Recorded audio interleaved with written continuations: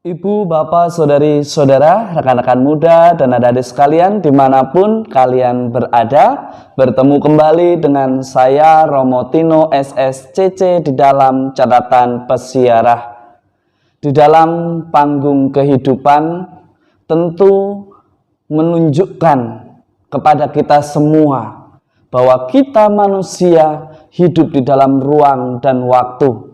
Dan setiap pribadi dari kita memiliki waktunya sendiri. Ada yang memiliki waktu lebih panjang dan ada waktu yang di dalam panggung itu hanya sejenak untuk ambil bagian di dalam persiaran hidup di dunia.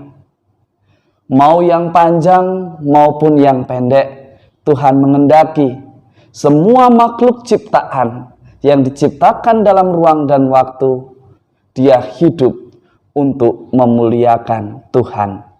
Sebelum kita mendengarkan permenungan dari catatan pesiarah, marilah kita membuat tanda kemenangan Kristus. Dalam nama Bapa dan Putera dan Roh Kudus. Amin. Allah Bapa Maha Kuasa, Engkau telah menciptakan alam semesta dengan kuasa kasih-Mu. Anugerahilah kami kerelaan untuk membagikan segala sesuatu yang Kau anugerahkan kepada kami. Sehingga di dalam persiaran hidup kami, di dalam ruang dan waktu di dunia ini, kami senantiasa memuliakan nama-Mu. Demi Kristus pengantara kami. Amin.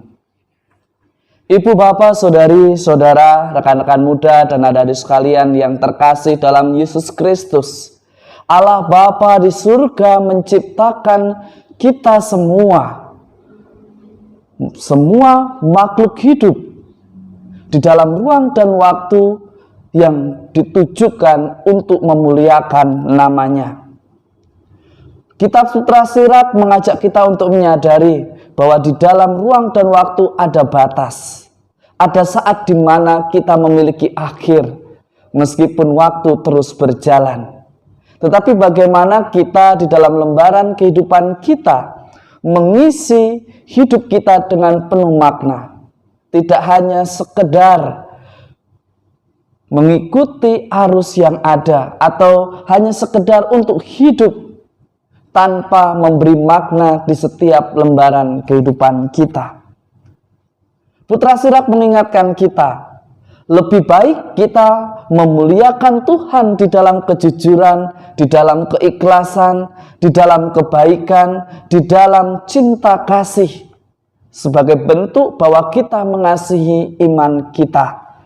Namun seringkali kita seperti para murid. Kita menghalangi mereka yang berusaha untuk mendekatkan diri pada Tuhan karena kita melihat bahwa mereka tidak pantas.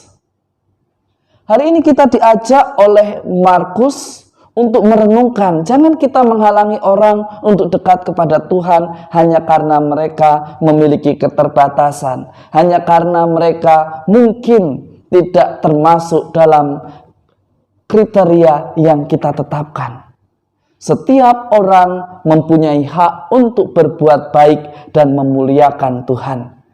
Jangan menjadi pribadi orang beriman yang mudah menghakimi dan menyalahkan orang lain.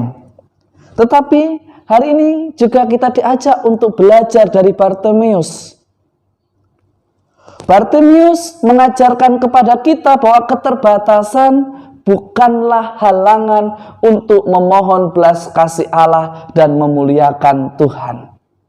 Di dalam keterbatasannya dia menunjukkan bahwa dalam usahanya, dalam kerja kerasnya membuahkan berkat.